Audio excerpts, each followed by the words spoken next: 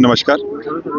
आज यहाँ पे तवी रिवर फ्रंट पे जो अरेंजमेंट यहाँ पे हमने किए हैं, प्लस यात्रा के इन जनरल जो जम्मू जिले में अरेंजमेंट किए हैं, उसकी ब्रीफिंग के लिए आपको बुलाया है।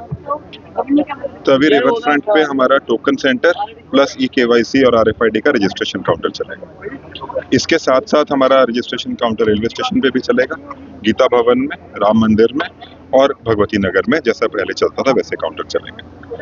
मैं ये आपको सुनिश्चित कर देना चाहता हूँ कि हमारे पास तैयारियों में हमने कोई कमी नहीं छोड़ी, चाहे वो सुरक्षा की तैयारियां हो, चाहे वो यात्री को फैसिलिटेट करने की तैयारी हो।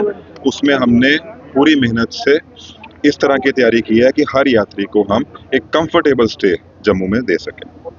यहाँ पे हमारे पास 10 टोकन के काउंटर हैं और एक बिल्कुल ट्रांसपेरेंट तरीके से टोकन डिस्ट्रीब्यूशन कल सुबह 6 बजे से हम यहाँ पे शुरू करेंगे। रजिस्ट्रेशन और आरएफआईडी परसों सुबह हम शुरू करेंगे, जिन लोगों को टोकन दिया होगा उनका। ये भी मैं आपको बता दूं कि ये जो नई फैसिलिटी यहाँ पे तैयार की है, यहाँ पे 100 से ऊपर टॉयलेट, नहाने की जगहें और 24 घंटे लंगर चलेगा। तो कोई भी यात्री ऐसा नहीं है जिसको जो बिना पानी या खाने के रहेगा। प्लस हमने यहाँ पे तकरीबन 4000 यात्रियों के एक अच्छे एनवायरनमेंट में रुकने की तैयारी भी की है। पूरा यहाँ पे बेडिंग, पंखे, हर चीज़ की तैयारी यहाँ पे की है। एक अपील मैं जो जम्मू के सारे निवासियों से ये करना चाहता हूँ कि जितने भी यात्री आ रहे हैं वो हमारे गेस्ट हैं।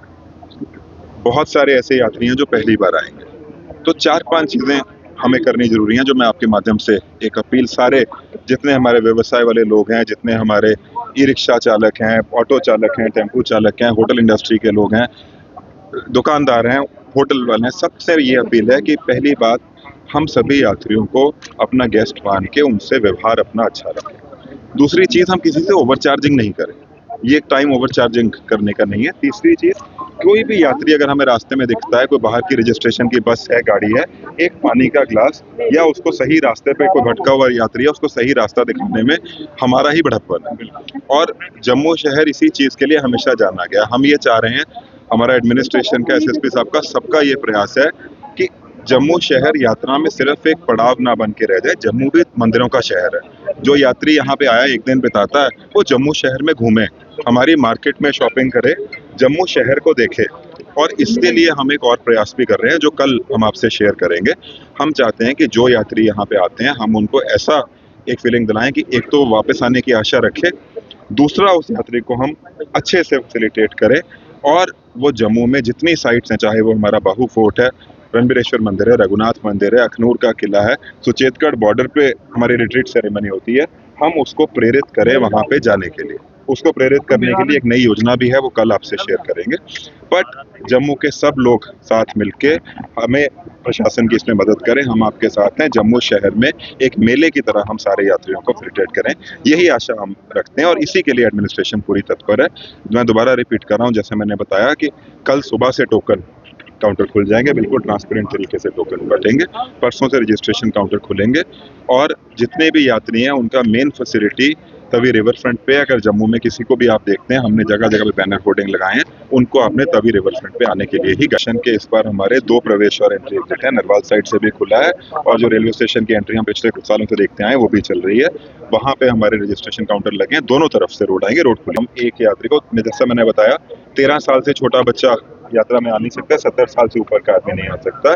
जिसको टोकन लेना है उसको खुद आके, हम एक आदमी को एक ही टोकन। यात्रियों के लिए, जम्मू कश्मीर के लोगों के लिए कुछ मैसेज रहेगा? मैंने वही ऑलरेडी बताया कि हमें सारे यात्रियों को वेलकम करना है, अपने जम्मू में घूमने के लिए उनको मोटिवेट करना है। हमारे जम्मू में बहुत सारी ऐसी जगहें हैं।